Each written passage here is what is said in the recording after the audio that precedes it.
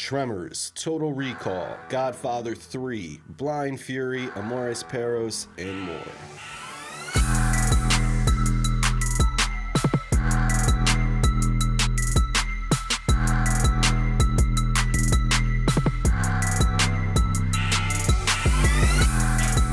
Welcome to 4K Kings, everyone. I'm your host, Matt. I'm Russ. And welcome to another episode. Let's get right into it. Let's do it. Tremors 4K. Tremors 4K. So Arrow released Tremors in 4K on the 15th of December, back in 2020. Yes. Here we are in 2021. Welcome to 2021, by the way. We're all going to miss 2020. We are. I'm super excited about Tremors in 4K. When they announced this, I was pretty stoked. I was pretty shocked. And then when I saw what the box looked like, it was pretty incredible. So let's kind of run down what Arrow has done for this spectacular Tremors release. So this is an actual 4K Ultra HD disc. This isn't some, Blu-ray or 4K scan or anything like that. This is the restoration from the original negative is what they apparently got. And on this thing, there's new commentaries from, everyone. The director, the writers, the author of the unofficial Tremors guide did a commentary on this. So they've, I'm dying for that. I know. They got everybody out of the woodwork to put a... The Bacon Brothers do a musical commentary? I wish. There's a new documentary in the making of the film, interviews with all the key cast and crew, archival documentaries from a previous release. There's new featurettes. There's new interviews. It's got deleted scenes... standard EPK type stuff, 3 early short films from the makers of Tremors. And then, so the box itself is pretty awesome. When you look at it, it's Arrow, it's a quality package. Mm-hmm. And so other than all those things that I just mentioned on the disc itself, you get a 60-page bound book, which features new writings and selected archive materials. Nice. A large fold-out double-sided poster featuring new artwork, and a small fold-out double-sided poster featuring some graboid X-ray art, which looks pretty cool. 6 double-sided lobby cards, and the limited edition packaging with reverse. 6 double-sided lobby cards, limited edition packaging with reversible sleeve. Do you ever do anything with those posters? No. I don't either. I mean, they're so cool, and it's cool that they add them, but I don't know. I never hang them up anywhere. If I was in my teens, early 20 years, living in a bachelor pad or something, hanging up with a thumbtack. Yeah. I would have the "I Spit on Your Grave" poster hung right up, behind it. I mean, everywhere. When you're an adult, you're not going to frame it. Well, maybe you frame it. I don't know. Of course. But the release itself looks great. The box is great. All these features are great. Arrow obviously always does a great job, and they didn't skimp on this one at all. As soon as I saw that they announced this, immediate reserve, immediate, pre-order, and then got it shipped immediately. And I haven't watched it yet, but it's super nice. Who doesn't love Tremors? I mean, I didn't just reserve it because it was an awesome package alone. I mean, this is a fantastic film, and I can't wait to watch all this extra stuff because I never really knew that much about Tremors. I don't even know how much has ever been out there as far as documentaries or making ofs are concerned. I don't even know how many sequels exist to this movie. How many direct-to-video sequels are there now? That's a good point because Michael Gross has to eat. Michael Gross, this is the only way that he stays afloat, I feel like, because they just keep putting them out for him. There was an Old West Tremors, there was a lot. I actually, when I was looking this title up and, just some threads and stuff, there were some people that were talking about how much they love Tremors 2 and how they hope that a 4K Tremors 2 comes out. Back then, at least for myself, back then I felt like there was more of a stigma with direct-to-video releases. So I would avoid, in the early, mid-90s, I would avoid things like Tremors 2 for sure. Or the From Dusk Till Dawn sequels and things like that. But, since basically everything now with Netflix and streaming is essentially direct-to-video, it is kind of nice to go back. Maybe those people are right. Maybe Tremors 2 is actually a overlooked gem. It might be. I mean, with Netflix, you do get a little bit more backing from Netflix, so you get a little bit more money, whereas every Tremors after probably went down as far as quality goes. The most recent... Michael Gross, though, kept moving up as far as being the lead. Well, that's there true. Can't be that much of a dip in quality. That's true. What was the progression on that? Because I know Fred... Well, so Kevin Bacon dropped out after the first one. He was done after the first one, but Fred Ward and definitely carried along, and so did Michael Gross. But did Reba? So at some point, even... Fred Ward drops off, and it's just Michael Gross. But let's see. So there's a total of 7 Tremors films. 7. You've got the original from 1990. You've got Tremors 2 Aftershocks, 1996, so 6 years later. And this is the one that fans are kind of clamoring for also. Then Tremors 3, Back to Perfection, which was in 2001. Tremors 4, The Legend Begins. It's a prequel. It's all about like an old Western version with again, Michael Gross, of course. Then you've got Bloodlines, Tremors 5 Bloodlines, which comes out a whole whopping 11 years later in 2015. 3 years later, 2018, Tremors, A Cold Day in Hell. On September 20th of 2016, Michael Gross announced on his official Facebook page that a 6th film was in development. Tremors 5 co-star Jamie Kennedy returned, along with the director Don Michael Paul. Why? I already started laughing when you said Michael Gross's official Facebook page. I mean, you got to keep up with Michael Gross. There's all these unofficial Michael Gross. There's a lot of bots out there. There's a lot of, unscrupulous individuals trying to pawn themselves off as Michael Gross. On that Family Ties fame. No, for real. Chasing assholes. They are. Michael Gross. Yeah. Michael Gross brings it in that movie. I've never seen any of the other ones, so I can't even comment, but he brings it. Tremors is an excellent horror comedy hybrid. It's awesome. Family friendly. It's got thrills, laughs. Yeah, it's a blast. Great movie. I mean, if Kevin Bacon signed on, he knew something was there. And he's underrated, honestly. Kevin Bacon, he can do it all. Yeah, he was a little underappreciated, I think. Like the roles he chose. I mean, he would pop up in things like even A Few Good Men, JFK. Yeah, it wasn't just Stir of Echoes. Like Animal House, Friday the 13th, Diner. Yeah, Stir of Echoes. Yeah, dude, he's doing his thing. Super. Even Footloose. I mean, I know that's like the jewel in his crown, but I mean, check him out dancing. Like he's doing it all in all these movies. He plays all types of different things, and he plays music. And I mean, The Woodsman. The Woodsman. That's a good. You know what actually is underrated too is Verhoeven's Hollow Man. Oh yeah, and dude. Bacon. Hollow Man's awesome as a villain. He's awesome. I was just about to say that. The great thing about Kevin Bacon is he can kind of seamlessly be menacing and you're like everyday, like just normal schlub kind of guy. Yep. Like he's got a great range. He does. He's got like an electric kind of like his eyes, like when he's intense, for sure. We love you, Kevin. Not you, Michael Gross. No, we wish you kept on going, Kevin, but actually we don't because now you're doing real work, not like Michael Gross, who is starring again, Russ, in Tremors, Shrieker Island in 2020, along with, you ready? John Heder, Napoleon Dynamite himself, is the co-star of Tremors, Shrieker Island. Him and Michael Gross have confirmed that Universal had ordered a 7th entry in the series and that he would return to star. He is the star. Stating, Tremors fans will be delighted to know, I have just agreed to the terms of a contract for a 7th film. My best estimate is that Burt Gummer will begin his hunt for the graboids and other nefarious forms of wildlife in the fall of 2019. This from the official Michael Gross Facebook page. Wow. So this is some kind of plot where like they sent graboids to like some island to like test them and like mutate them and like it almost sounds like a quasi like Jurassic Park kind of a thing. And then he gets sent there, I guess, and shit goes out of control obviously, and he's got to like lock the island down and save the day. Something to that effect. So good on you, Michael Gross. Glad to keep seeing you out there. What I said, I'll check out Tremors 2. Total Recall in 4K released, and oh, what a joy it is. Now, this is one that I've actually had the pleasure of watching. I haven't checked out any of the features, though. It's a 3-disc edition. There's a 4K that comes with it and 2 Blu-rays. The 4K disc itself has like some features, but then it comes with the original Blu-ray and then the original Blu-ray's extra features. So it's like, a 3-disc package. Mm-hmm. Amazon's releasing it in a standard edition, Best Buy as a steelbook, and then Zavvi released it in a collector's box, which I really wish I jumped on. I don't know why I didn't. I saw it and I was like, maybe like $59.99. And it looked, like a typical like Arrow setup for per se, and it was limited. And I guess I didn't realize that, and it was like gone. Well, according to most reviews, they say it's not a huge visual improvement, but I felt like it was just amazing to look at.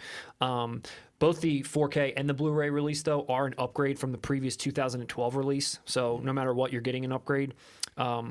I think the 4K disc, it's got like amazing colors. Obviously, the movie takes place on Mars, so everything's red. It's like deep. Well, it's a very colorful movie. Yeah. It's got a lot of blues in it as well. It's a lot of nice contrasting color. Oh, yeah.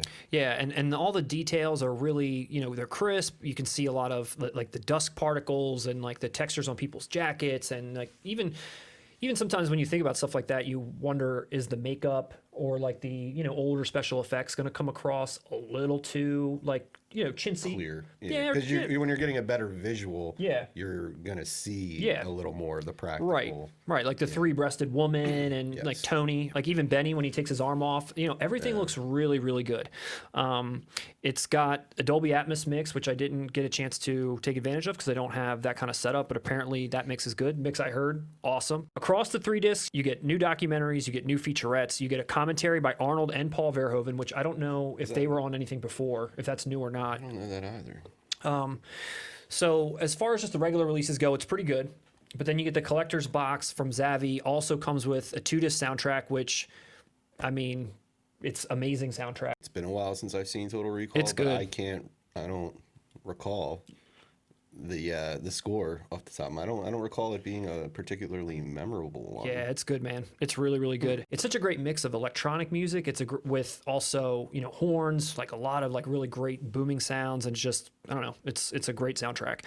So it comes with that. You get 6 art cards too, some 48-page booklet, and a double-sided poster. So I'm kind of sad I missed out on that. I picked up the Best Buy Steelbook. You did? Yeah, which That is art's the nice. same release as it's just Yeah. in a Steelbook. Yeah, I look forward to digging in, man. It's a classic film. I feel like the comedy in it, which is a part of all of Verhoeven's films, but I feel like the comedy in it is particularly aged well.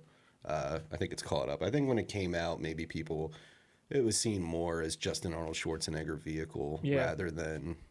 Yeah, I mean, it's a great little... Well, I shouldn't say little, but it's a great sci-fi action film. Dude, it's Look forward to amazing. jumping in. One other thing that I didn't know about Total Recall, the movie was like hung up for a really long time before actually getting made, and tons of different people were going to, you know, direct it, tons of different people were going to act in it, until Arnold kind of got, you know, attached to it. But then it kind of stalled out, and Arnold himself took a complete control over the entire production to the point where he had say over who directed it, who it starred in. Literally everything to do with the making of this film, Arnold was in possession of, and therefore Arnold like reaped the benefits like from the success of the film. But he was the main reason that this movie even got made. Like he believed in it; it was his passion, and then it, you know, it like. It's a lot, probably on paper back in those days, you know? Like, it's a lot. It's actually interesting. I mean, in hindsight, when you look at Schwarzenegger's career, it seems like he was probably searching for something. Like here, this was based on a Philip K. Dick story. Yeah. You know, obviously a very held in high esteem sci-fi author. You know, I think Arnold was looking for, hey, I don't want to do Commando again. Right. Let me get something with some meat, some substance. Some brains. Now, it did end up being sort of a mishmash of a Commando-esque Arnie vehicle, but it's got some brains in there, too. It's got some nice little twists. Yeah. And Verhoeven, and hey, I believe this had to have been the film that led to Sharon Stone getting Basic Instinct for Paul Verhoeven, so... If that alone was the only reason for Total Recall's existence, well worth it. Yeah, no, she was great in it too. I mean, all the performances were good. You know, Ronnie Cox. 30 seconds, you'll be dead. Then I'll blow this place up and be home in time for cornflakes. Yeah. And Michael Ironside. Michael again, Ironside. The greatest. See you at the party, Richter. Oh, yeah. Just quotable. Get your ass to Mars. Everywhere. You know? Oh, yeah. No, for sure. And I was one of the most iconic too that I feel like I always think of is his exchange with Tony, who's played by the incredible Hank Schrader. And you know his line to Arnold is, "You got a lot of nerve showing your face around here." And Arnold comes back with, Look who's talking. like, that's the best, dude. Total Recall, amazing, great job, Arnold. Good job. We love you. Just announced April 13th, 2021, 2-disc edition of Spaceballs 4K, which will include some commentaries, documentaries, and more. Shout out to Kino Lorber for doing a good job with extras for a change. We'll find out more about that coming soon. So, best Godfather film, man. What do you think it is? Part 3, right? It's got to be Godfather Part 3. Oh, you like it? Well, guess what? Godfather Coda is coming out. Your wishes. It's been granted. The death of Michael Corleone. Here we are. We all wanted him to die. Now we have it. Now you get to see him die all over again with the special release of Godfather 3, The Death of Michael Corleone, or as called Godfather Coda. This is a frame-by-frame restoration by Coppola here from a 4K scan of the original negative, and which is pretty cool. You know, it's apparently an amazing looking disc, an amazing looking transfer. one review that I read stated it's the peak of Blu-ray's capabilities and much sharper and clearer than any previous Godfather 3 release. There's a solid Dolby True HD 5.1 lossless soundtrack. And according to, most things that I've read, because I haven't seen this yet, but it's more of a streamlined film. There's a revised beginning, a revised ending. It's about 6 minutes shorter than the original.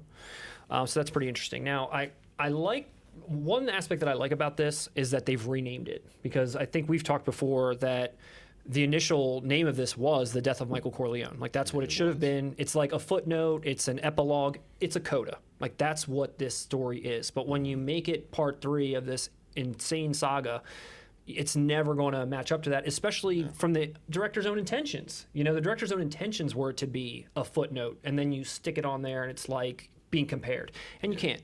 But I really like that they're putting this back out, making you kind of like feel like this is what this should have been known as. This is the intention we had for it. Please give it another chance, sort of. And I like that. Well, here's a fun set of trivia. Godfather 2 is the first film to be called a Part 2. Really? Yes. I did not know that. And what was funny, tying into this Godfather 3 stuff, since that had never been done, Coppola did not want to call it Godfather Part 2. But Paramount was like, no, this is a cash cow. The first one was this huge success. This is Godfather 2. First movie ever. Wow. Cut to this. Opposite. Paramount was like, no, we got to call this Godfather 3. Yeah. And Coppola was like, nah, this shit is the death of Michael Corleone. They won out, obviously. Yeah. And you're right. I think it gives it a different feel of what the expectation is going in. Really? No, it really does. So it's pretty cool. And they really did pull out all the stops to make this thing look really good. It's painstakingly done to get rid of any kind of grain and scratches and just things on these films or the negatives. They spliced things together, cut things apart. It was crazy what they did to bring it. The only thing that slightly bothers me about this release is that they've already said in 2022 for the 50th anniversary, they're putting out a 4K box set of The Godfather. They have not mentioned, though, where this falls into that. Is this going to be in that box set too? Is it going to replace Godfather 3? Probably not. Is it going to be on a bonus disc? Is it its own standalone? And fuck you, you have to buy it by itself. I don't know where this goes, but that's a little bit, head scratching at the moment. I think for the price, this is a definite pickup for any film fan, just to see. Even if you're not a big fan of it, even if, you'd be hard-pressed to find somebody who prefers the third Godfather over the original two. But just kind of to see what went wrong. It's film history. This is a third part in one of two of the greatest films ever made, greatest American films ever made. No, definitely. And they did actually change the ending. Now, they didn't change it in a sense that it's a new ending and it has a new meaning. But spoiler alert, for those who haven't seen Godfather 3. It's a new ending. He lives. Kenny comes back to That'd be him. great. In the original Godfather 3, the last shot is just him as an old decrepit man in a chair in the front of his house, and he's got an orange in his hand, which is pretty iconic for death in all these movies. Yeah. And he just keels over, just falls over, and it's dead. Orange falls out his hand. End scene, credits. In Coda, now he stands up and does a dance. Pacino looks right into the camera and goes, "Hoo-ah!" The credits roll. Yes. It is so comedic too how they played that last shot. I mean, do you think? I've never read anything about it. This is just my take. You can tell me yeah, dude, everyone knows that. But is it played in a kind of a ridiculous way to kind of make a point of you had this life and this is the way you go out? Just in some ridiculous manner where you just fall in a chair and drop an orange and you're just dead? Okay, well, I think there's two things to that. One, I think that was pretty much the theme of every movie is that Michael is sacrificing his soul. He's corrupted. Mm-hmm. He did not start off like that in the beginning. And so I think the ending of Godfather 3 showing him die that way it's to show him alone. I don't think that's what most fans of Godfather wanted to. They don't want to see Michael Corleone as weak. Yeah. But if you look at the films without the kind of pop culture influence on them, that's really the story of all of the movies. It's him gradually losing his soul, and that's depressing. And I think 3... Coppola and everyone, because they didn't really want to do it anyway. Coppola owed Paramount because Cotton Club bombed so hard and went over budget. They were basically just all, fuck, we got to do this one for Paramount. Right. And I think he took it as serious. He took it in a way where naturally that's where this character's life would be. But I don't think people want to see that in a Godfather film. Right. You know? And then you're also going up against what many consider to be two of the greatest films of all time. It's just it's Star Wars. You're gonna lose no matter how you do this. No, it's not as good as the first two, but Godfather 3 is solid. No, I agree. Shout out to you, Francis. What's Criterion been up to? So another release that they're putting out is Amores, Perros, which is the first release from Alejandro Inarritu, which I hope I'm pronouncing that correctly. I believe I am. And, you know, we know him from, 21 Grams is one of my favorite films. He released that, obviously. Birdman. Great movie. The Revenant. That's a movie. Babel. This film, Amores Perros, another film called Beautiful with Javier Bardem. Amores Perros was his first film that he released, and Criterion's putting it out. This is a movie that I have seen. It was at the time where I watched 21 Grams and watched Babel, and I think I was like, okay, I want to, what else does this guy have? Only one other movie. So it's been a little while, but I do recall it being, excellent. It stars Gael Garcia Bernal, who's in Y Tu Mamá También. Yep, Y Tu Mamá También, and also Babel as well. At this point, Alejandro is doing, a much different style of film than he was in the past. And as an example, 21 Grams, Babel, and this film all kind of have a similar formula where there are three different individuals or three different, families, and they all kind of collide in a way. And it's sort of what's the ramifications of that collision. So it plays very similarly to that. And it's done very well. It's very engaging. It's kind of, you don't know how it's all going to fit together. You don't know how this one thing impacts that person. But it's really good. It's really good. I would definitely recommend it. This, coming from Criterion, is a new transfer from a 4K master, which is absolutely stunning, according to the reviews I've read. A significant upgrade in picture quality in every way. Tons of new extras, making ofs, reunions with the cast rehearsals, raw footage, interviews, music videos directed by Alejandro himself, deleted scenes, illustrated booklet, like the whole nine. Like Criterion killed it. It's a great film. Just looking at this release, and I'm kind of, maybe itching to pick it up as well. I haven't seen it in a long time, but I remember really enjoying it, and this is probably definitely the release to get. I'm embarrassed to admit I've never seen it, and I am a huge fan of 21 Grams. I didn't see Babel either. I am a fan of Birdman. The Revenant I saw. What about Beautiful? Did you ever see that? I never saw that either. That was another kind of odd one. I think I'm just going to pick this up, especially if you're comparing it to that style, 21 Grams. When does this come out again? It's out. Oh. It's out now. Hey. It's out now in 2021, baby. It's already out. Tonight in America, people are pissed. Shocking news as Arrow is about to re-release American Werewolf in London in an underwhelming Steelbook. Ooh.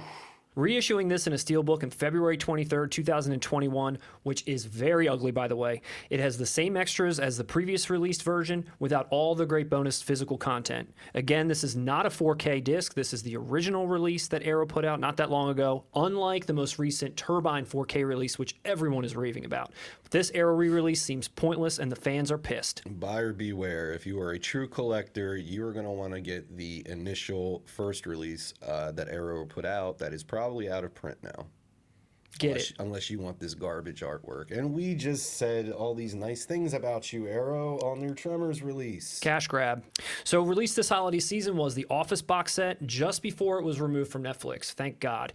So if you want to watch The Office now, you can't. You have to watch it on the Peacock Network, which is some other streaming junk that is part of NBC, but there's commercials. It's, I don't know if it's free. I don't know if you have to pay for it. No one cares. Everyone's pissed.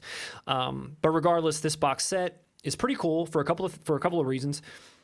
Here you have all 9 seasons released in Blu-ray for the first time. So season 1 through 4 have never existed on this format. So if you've always had these in DVD and a couple of Blu-rays here or there, this might be the time to upgrade. If you've never had anything, if you've ever owned anything from The Office, any of their DVDs, any of the seasons, this is definitely the one to finally get. It includes an insane amount of extras. Like hours, like you'll never get through it all. Commentaries, deleted scenes, cold open montages on every single disc, on every single season. And again, fuck Peacock. Finally released this holiday season was Blind Fury. Thanks to Mill Creek. Blind Fury released in a collector's VHS box edition. which we're all big fans of here. Mill Creek is known for those. And this is no exception to this great line of VHS boxes that they already have out. This is a bare bones release, which they're also well known for. Thanks a lot, Mill Creek. They don't really put much effort into it. They just try to figure out how can we make this look like a VHS box. Well, Rutger Hauer's a little busy now for interviews. It includes a vial of Rutger Hauer's ashes. So this isn't, from what I've read in the reviews, this is not a perfect transfer by any means, but it's definitely an upgrade from the 3-pack that this film was originally a part of. On DVD. On DVD, right. On DVD, yeah. So it's not perfect, but it's definitely an upgrade. It's got a decent audio master too, apparently. So I've watched this movie, I don't even know how many times on cable as a kid, whether it be, I don't remember what channel probably had it on the most, HBO, Cinemax, some TBS, You had who a knows? great childhood then. Yeah, it was on a lot. And I always found it to be very humorous, despite the fact that I know that it was supposed to be kind of serious, but it always was kind of funny.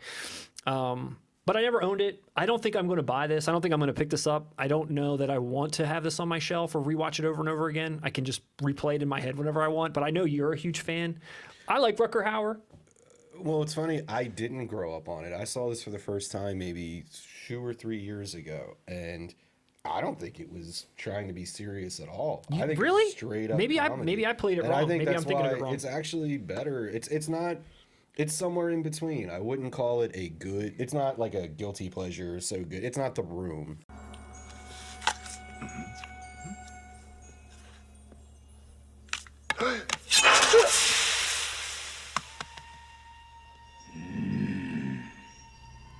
It's somewhere in between where you're kind of laughing at it, but it's aware. It's a comedy. It's aware. Is it a comedy? They would bill it as a comedy? Yes. Okay. Yes. He is smiling on the cover. Dude, it's He's slicing. rewatch it. I Yeah. just buy Okay. it. And there's the you cool go. thing about those Mill Creek VHS. First off, I like that retro VHS. Do art. you? I do. Oh, the art. Oh, I thought. Did and you mean the boxes, format? Oh, yeah, yeah. boxes Okay. and all. For films like this, I mean, let's get real. We're not going to get a special edition. Arrow's Blind not putting Fury. Blind Fury out. No, no. So the fact that Mill Creek's taking the time, it's giving you that nostalgic vibe with the video store stuff. For titles like Blind Fury, Vibes, and all this stuff. Love I mean, vibes.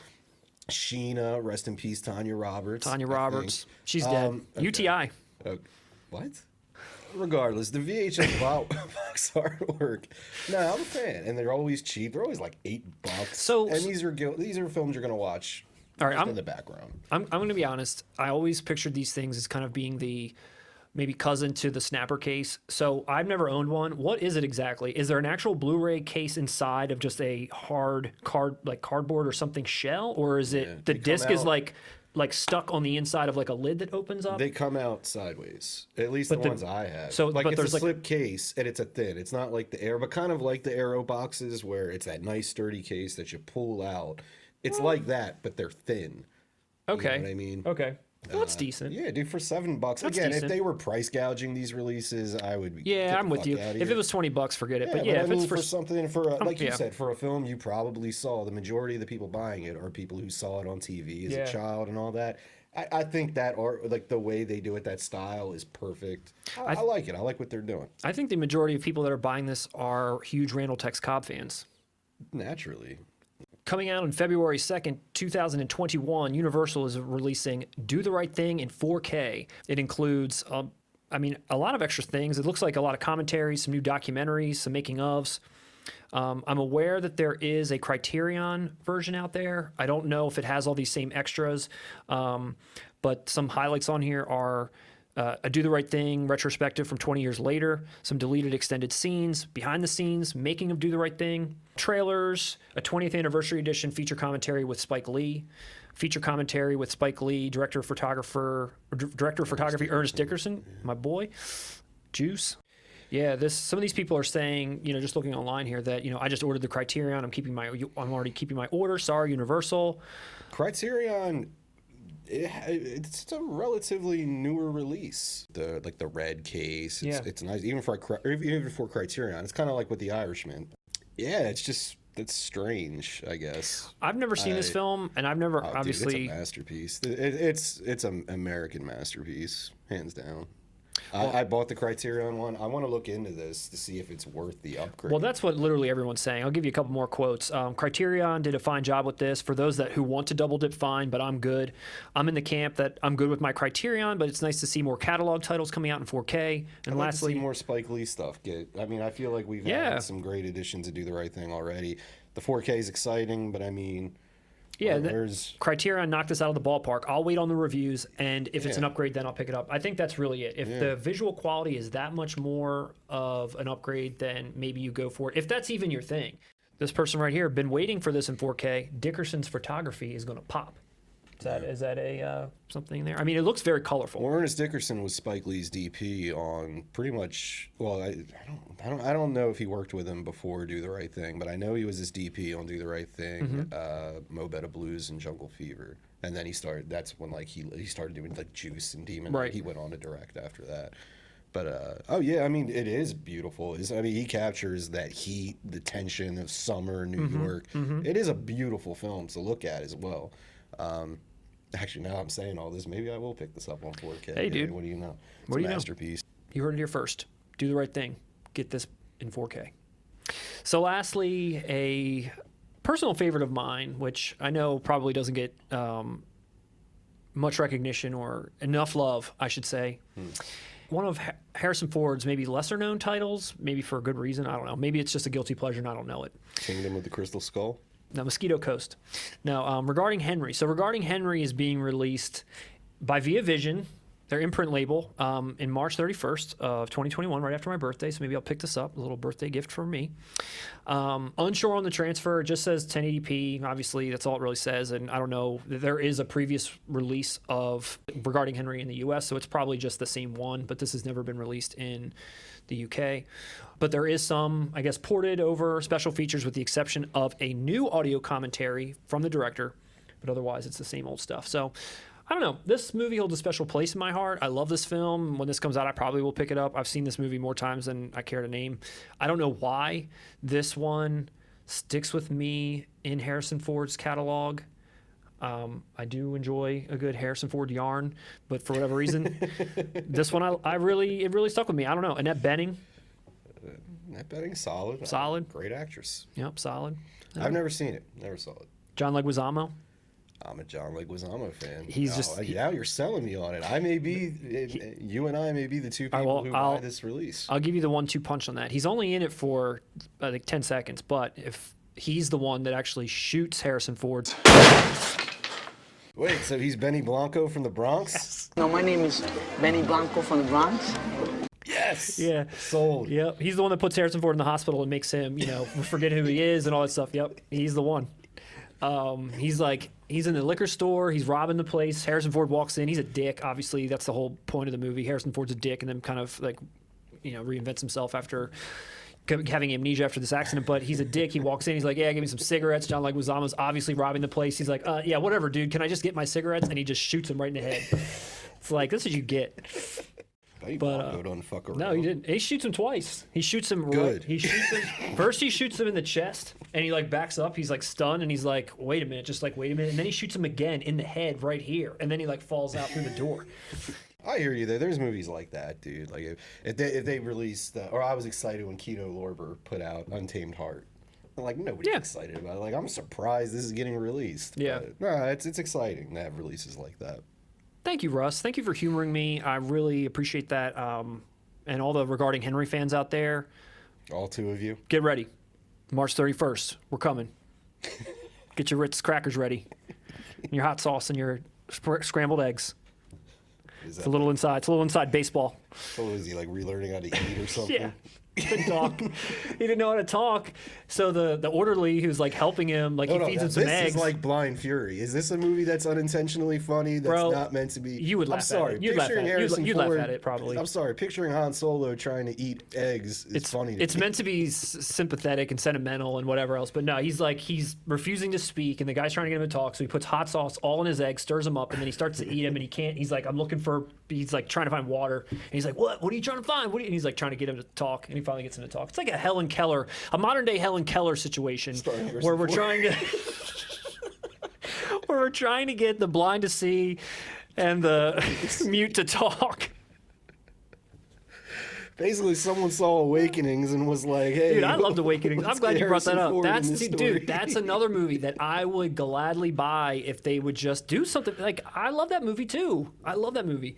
Awakenings, Robert De Niro. That's probably another one you'd probably go back and laugh at. But I appreciate that movie too. Probably in the same vein, the same sort of sentiment in both movies. I think I enjoyed it. Fair enough. Fair enough. Anything else you got, Russ? Before we wrap this up. Well, I'd like to clarify. I don't find brain injuries funny in real life. Okay. I'm only laughing at Harrison Ford playing someone with a brain injury and trying to eat scrambled eggs.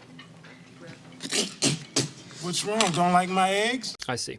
Like, just imagine that in Star Wars, like he's in the Millennium Falcon and he has a brain injury and Yep. Chewie's trying to like fucking scramble Scramble his some eggs. for him. Yep. And he looks all confused and the Millennium Falcon crashes. The end. Star Wars Episode 3 ends. Star Wars Coda.